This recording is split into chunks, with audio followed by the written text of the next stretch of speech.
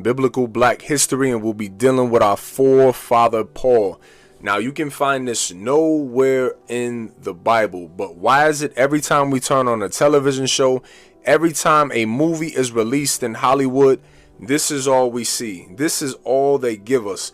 This was done through a process known as iconoclasm. Now, let's get the definition of iconoclasm. Iconoclasm is the deliberate destruction of images, monuments, or symbols, often for religious or political reasons. So why would they paint over all the biblical images of our ancestors?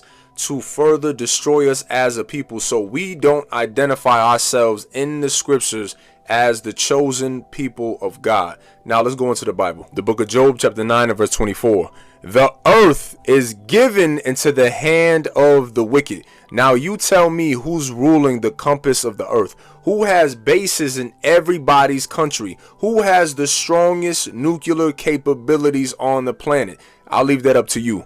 He covereth the faces of the judges thereof. If not, where and who is he? So Job is asking a question. Where and who is he? We all know who it is. He painted over the image of Christ, painted over the image of Paul, Daniel, Ezekiel, Nahum, all of the prophets. They painted over the faces of. Again, this is iconoclasm in the Bible. The book of Acts, chapter 21 and verse 37.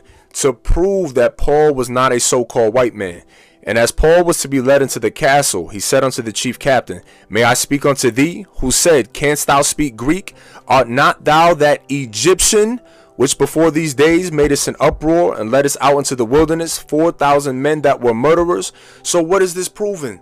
Paul was a black man. The Egyptians were a dark-skinned people. Now, Paul wasn't an Egyptian, he was an Israelite. Now let's prove that. The book of Romans, chapter 11 and verse 1. I say then, hath God cast away his people? So Paul is asking a question. Has God done away with his people?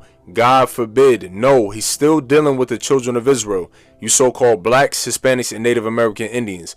For I also am an Israelite of the seed of Abraham, of the tribe of Benjamin. So Paul was an Israelite from the tribe of Benjamin. He was mistaken as an Egyptian, proving what? He's a so-called black man.